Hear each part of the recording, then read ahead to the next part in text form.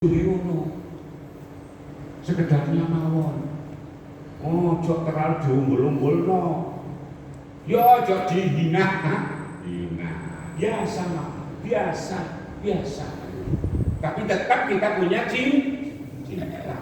Dengan cinta itu perjuangan kita beratnya bagaimanapun kalau dilandasi cinta, maka yang berat itu akan terasa indah. Akhirnya begitu disambut oleh belayan kita, anak belahan jiwa kita, meskipun kesel, akhirnya terasa indah. Ngoten hadirin, ojo sampai berputus asa kepada ikhtiar, kepada usaha, tapi ada di inti usaha dan ikhtiar itu memanage, mengatur, golek duit iku soro, luwe soro ngatur, memanage. Makanya itu termasuk napa niku nisful maisha, separuh penguripan sampai wis urip. Ketika punya manage itu, mengatur itu. Kalau wong pinter ngatur, masih titik jadi cukup. Kalau gak iso ngatur, masih akeh kentean dok tenaga dalam. Terus nomor itu. Begitu juga hidup ini harus punya program. Awak di umur piro ini? Ojo sakarepe diatur. Nah kadang-kadang kita memaksa hadirin. Ibadah itu kadang-kadang perlu dipaksa. Kenapa kok harus dipaksa? Karena mikirkan akibatnya. Mikir akibatnya. Apa akibatnya? Radhiyallahu anhum wa radu an. Akhirnya surga diridhokan oleh Allah kepada kita gara-gara perjuangan rukoni rekosoni awak dhewe ibadah pamidalu. Ya begitulah, itu urusan agama, urusan hidup ini juga sama. Maka ojo selalu ngumbar bahwa nafsu ini aturan betul, baik mengenai rumah tangga, keuangan, segala macam ekonomi, semuanya itu perlu tadbir, memanage, mengatur, aturan sing apik. Insya Allah dari sesuatu yang sedikit akan menjadi banyak ketika seseorang itu pandai mengatur, yang ujung-ujungnya akhirnya melahirkan barokah, dan barokah akhirnya meridhokan lahirnya keridhoannya Allah Subhanahu wa Ta'ala dalam urusan apapun. Dalam urusan apapun, jadi manage hidup itu harus dimanage, diatur. Selalu langkah salangkah mikir akibatnya. Sedekah berat hadirin, tapi mikirkan akibatnya dari sedekah. Berapa banyak bala musibah, ujian, cobaan yang ditolak oleh sedekah itu, maka mikir akibatnya. Akhirnya sedekah berat menjadi ringan. Lebih-lebih kepada kemaslahatan diri kita. Lebih-lebih bersedekah demi untuk anak, demi untuk keluarga. Nggih. Jadi ojo sampai bosan-bosan, males, putus asa memberikan nasihat, ngasih wejangan, mentarbiyah anak-anak kita. Itu seluruhnya adalah bagian dari amanat. Amanat itu adalah kepercayaannya Allah kepada kita. Allah wis kadung percaya, ojo dadi menungso sing cidra. Ngerti cidra? Ya. Kita bisa dipercaya oleh Allah. Kalau demikian adanya sandarannya kepada Allah, pasti perjuangan kita akan sukses. Pasti sukses. Dan suksesnya itu adalah sesuatu yang sedikit akan terasa banyak manakala kita sandarkan kepada Allah dan pandai mengatur. Begitu juga ilmu belajarnya nggak begitu nemen-nemen, tapi komunikasinya enak, senang kepada orang-orang yang ahli ilmu, tidak tidak sungkan membuka pertanyaan dengan sopan dan santun, akhirnya terbukalah ilmu. Karena pertanyaan yang benar mendapatkan jawaban yang benar, akhirnya muncul pemahaman yang benar di dalam pelaksanaan prakteknya kehidupan ibadah. Jadi soal tanya jawab itu butuh sing bener, ditakokno wong sing bener. Babakan bakti kepada orang tua aja takok wong sing durhaka. Babakan sedekah adalah takok wong sing pelite sak kecamatan. Iya gak laku. Lha opo kok sedekah kok ngeremes lambene wong-wong sing lemes-lemes iku. Lha opo mamen dhewe ae. Gak nek buangan. Gak suwe dhek dibuang nanti aku kan yo ngoten nanti kira-kira. Jadi kudu pas. Begitu juga kasih sayang yo pas. Jo keliru. Anak wong disayang-sayang, anak dhewe dium. Jundar. Ngertos nggih, Bapak ya. Jadi kita ini punya kewajiban nyayang anak kita. Meskipun kita juga punya rasa sayang kepada anaknya orang lain, tapi jangan sampai ngurusi anak wong kenem-kenem akhirnya anak dhewe terlantar. Jangan sampai begitu. Jadi itu diurut dari diri kita, kasih sayang dari keluarga kita, kerabat kita, tetangga kita, masyarakat dan bangsa ini semuanya. Jadi harus urut. Jadi mulai detik ini punya sifat yang namanya cinta, dunia cinta. Nah amalan barang itu yang beliau. Apa amalan yang panjenengan cintai dan merasa nggak berat itu? Ngoten kudu duwe. Amalan apa lah? Masih ya qul huwallahu ahad pemene ngoten.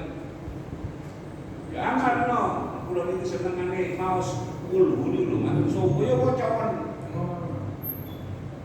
Ya keliru kul ada kesini belum matang.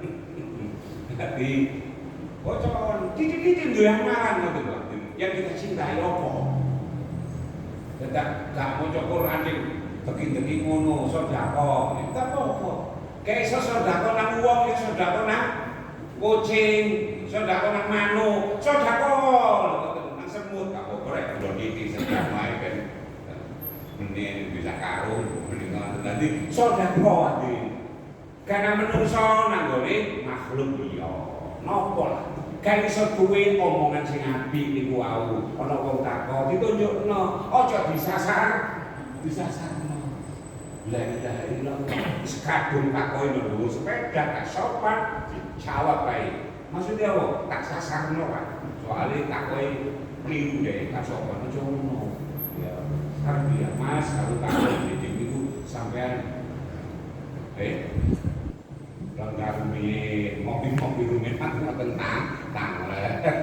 ngomong-ngomongan saya udah mundur sepeda celingkri ae takok ibu sikune kangka termasuk kula sasarno sampean ngoten nggih. Dadi aja omongan sing apik, perbuatan sing apik. Terus Kanjeng Nabi niku napa? Alaihi sedekah. Di omongan, perbuatan, cinta kepada sesama manusia itu bagian dari sedekah. Jenengan kudu nyama sedekah. Lho kok Pak digugul Pak? Wah aku sampai pelese lambeku. Berarti nang iya. Sedekah ku gono teke. Ojo sedina ku tok nek gak sedekah ya Allah. Oh, dina iki gak entek-entekno. Meneh blas gawe terus menerus selama kehidupan. Maka sabar itu tidak ada batasnya. Nasihat itu terus menerus. Ad-dinun nasihat, agama itu nasihat. Ojo sampai dari wong pelit-pelit namanya. Nuturi tok lho, nasihat tok lho gak gelem. Mikir awake tok akhire dhewe gak dipikiri karo Gusti Allah. Pikirkan orang lain, termasuk orang yang dekat dengan kita. Contohnya kalau bapak kan sholat itu hadirin. Nah, bapak ini, ayah ini, mereka sampai ini duduk krono. Bapak itu benci nah. Duduk krono, bapak itu mangkel. Justru sayang nah. sampai niku ben mlebu swarga padha karo kabeh iki. Nah, itu hadirin. Enggak, males aku. Sobo ini wayahe enak turu ngene ngoten. Bisa menawa mulai-mulai kok buata. Akhirnya bapak mulai ya. Siji loro akhirnya mulai gak sidok. Nasihat sholat. Jadi aja muring. Nah, ketika ditolak oleh anak barangkali ada harapan besok, engko, sore, menit, emben. Ada harapan, ojo gampang memberikan keputusan akhir gawe putus asa. Ngoten hadirin. Jadi selalu nasihat itu terus mawon. Baik sampean krungu budek apa enggak terus enak. Semakin sampean enggak nglakoni tambah terus enak terus.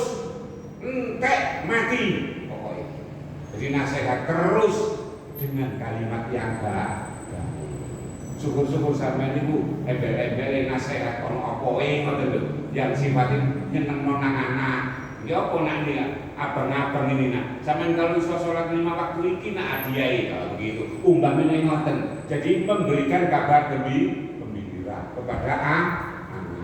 Saged nggih? Wis ngoten lah. Pokoke sampean nanti salat maghrib nak ketok jamaah hadiah sate sabatang sak tusuk. Adiknya sahuru gitu. Nah kalau subuh ya, mau tambah 10.000 ya kabarnya. Itu itulah menyenangkan kepada, menyenangkan. Yang akhirnya antara kita dan anak itu bukan hanya sekedar hubungan apa ya, dua person, tapi seakan-akan seperti persaudaraan dan persahabatan. Jadikan anak-anak kita itu sahabat kita.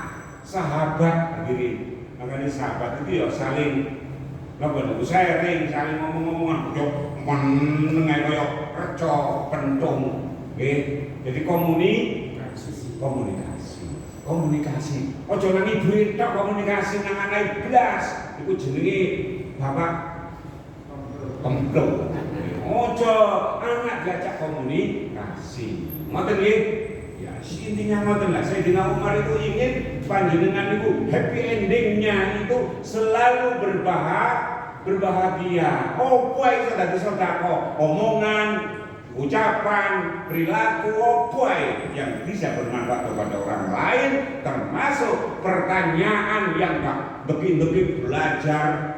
Waladina memakai langsung takok mawon, takok. Jadi praktis itu termasuk rizqul ilmi, separuh ilmu, termasuk juga nyambut gawe semangat, tapi lebih semangat mengatur, memanage. Ojo pinter manage tok, ngatur tok tapi gak ono sing diatur. Maksudnya kepengin ngitung tapi duwe gak ono apa sing dihitung. Begitu loh maksudnya nggih. Dadi ya pinter golek, ya pinter ngatur apa wae dalam kehidupan kita. Insyaallah kita akan berbahagia awalnya sampai happy endingnya akhirnya. Sing sabar, ojo muring-muringan kita iki, ojo mangkelan. Sebab mangkelan itu berarti loro atine. Nah, apa loro terus nanti mana nih enggak? Nanti ngoten. Makanya wong muring-muringan itu bahasa kasare, bahasa cepete. Kan ojo sabar kae, diseneni bojo guyu wae. Malah wis tak bu, wis lagi, wis kalau wis tak tutupi sadaqallahul azim. Makanya bojone ya kenceng amenan, ya kok apa mesti isuk iki kok kan. Begitulah. Wis hidup itu santai mawon, ojo kae serius. Kita kuwi kepada istri kita ojo serius. Ingat dia itu bukan orang laki-laki, wong wedok. Wong wedok pakai bolongi. Timbang mutuhe akeh bolongi. Makanya kalau ngomong selalu kuat. Kalah dhuwure, ngisore ngewangi, selalu kuat. Makanya apa ngoten jenengan ngalah demi untuk menang. Ojo cewek sampean. Wong sampean risane wis siji kok kono loro kok, malah liya-liyane. Ono ae. Kekuatannya lebih banyak daripada kita bahkan rumah tangga. Sing sabar. Barangkali ngoten hadirin kan sakit kalau sampaikan sama kolamun wiswata sangat. Ada yang tanya. Mengenai apa Pak? Mau jawab? Mengenai yang kemarin. Nggih. Mengenai orang yang diberikan disebut baik, diberi kebaikan kepada Allah. Cinta di Allah kalau berkehendak baik kepada seseorang. Di antara yang keempat itu selalu diberikan musibah. Nggih, selalu diberikan musibah. Dan musibah itu bisa disikapi dengan kesabaran, sadar bahwa itu adalah bagian takdirnya dia untuk menuju keridhaannya Allah. Mana dalilnya?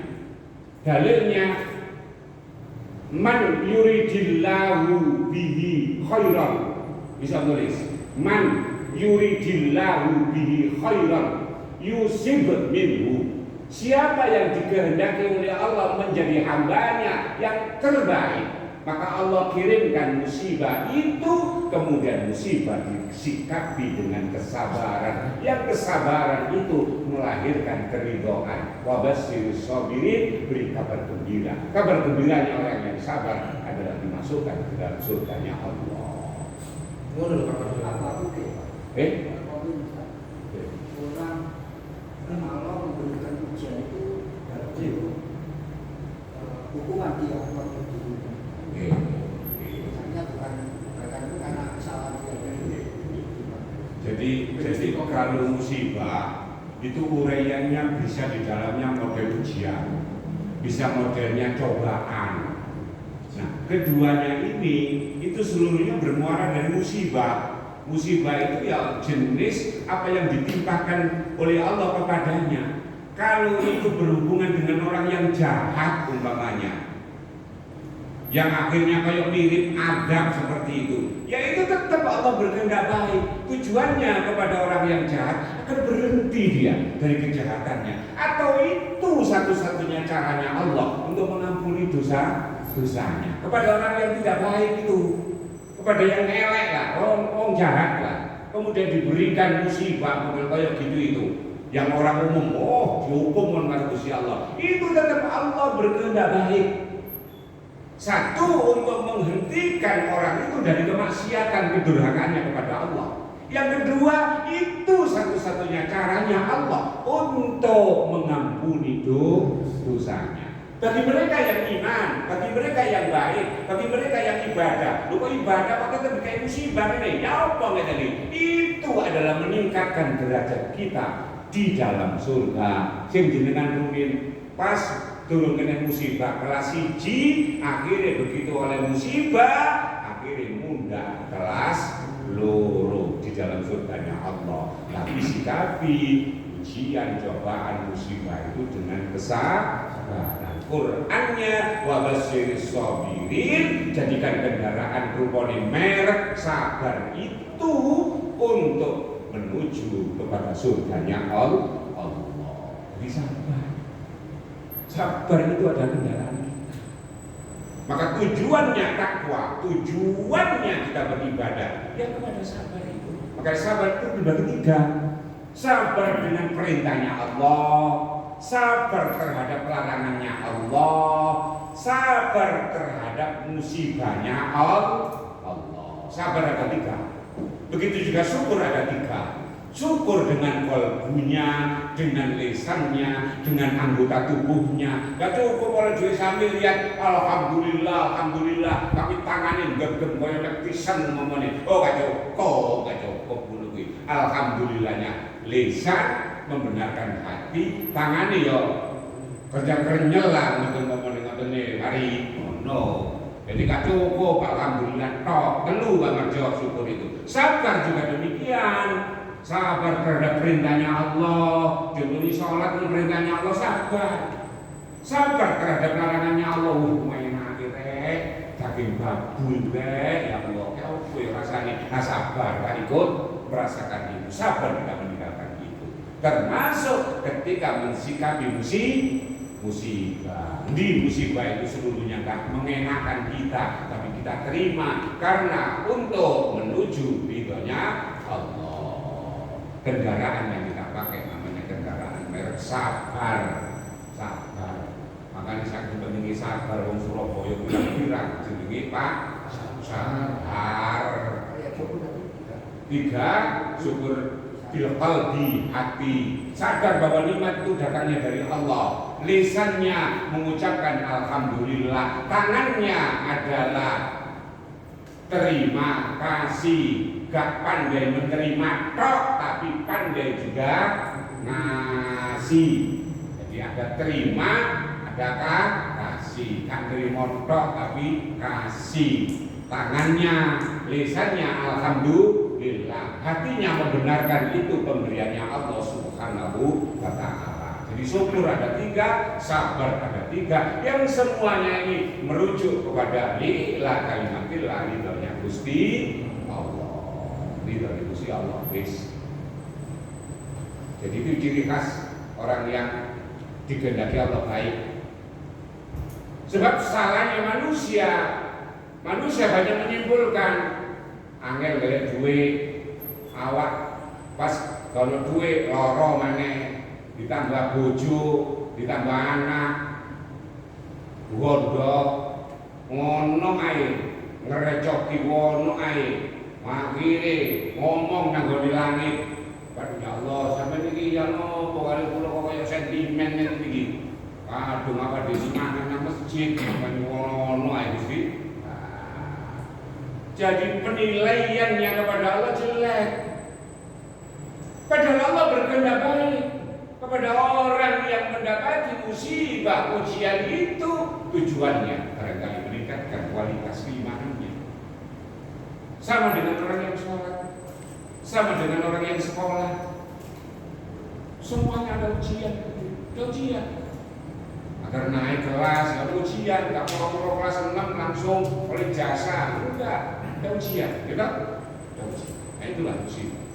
Tujuannya Allah baik. Maka kebaikan itu jangan kemudian kita nilai buruk.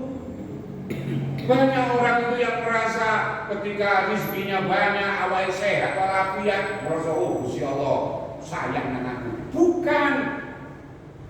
Allah itu bukan karena kita ini kemudian dijadikan baik kayak duit, awal seger waras, anaknya akeh, enggak itu hadirin, bukan itu.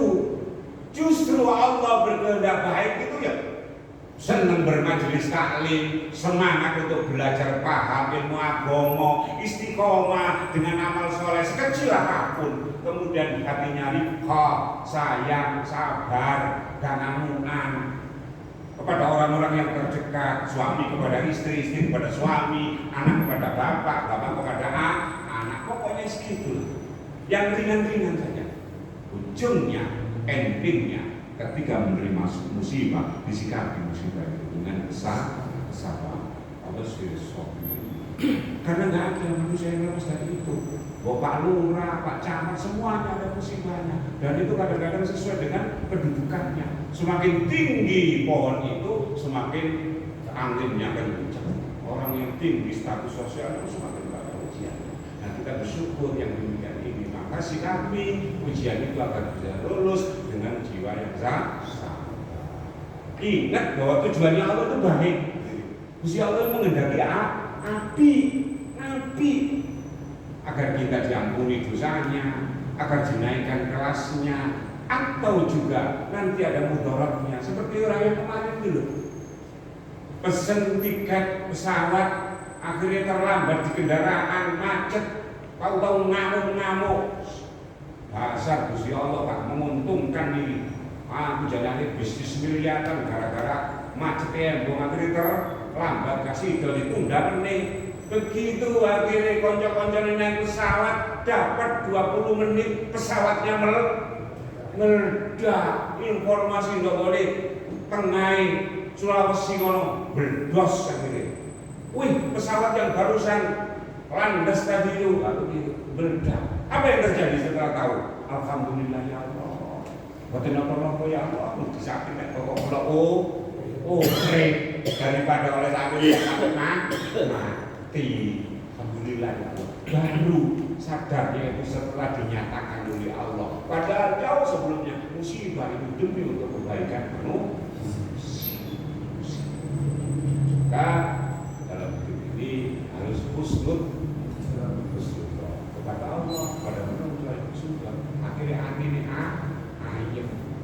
anak bojo ya baik sangka, anak-anak ya baik sangka, nang tonggo ya baik sangka. Sing jembar ati. Jembar dulu simbar, urune dogone niku. Artinya simbar dadi wong menungso sing jembar. Gampang memaafkan. Pun alhamdulillah. Subhanallahumma wa bihamdika asyhadu an la ilaha illa anta astaghfiruka wa atubu ilaik. Wassallallahu ala sayyidina Muhammadin wa ala alihi walhamdulillahi rabbil alamin. Terima kasih atas segala perhatian. Mohon maaf atas segala kekurangan. Wassalamualaikum warahmatullahi wabarakatuh. Waalaikumsalam warahmatullahi wabarakatuh.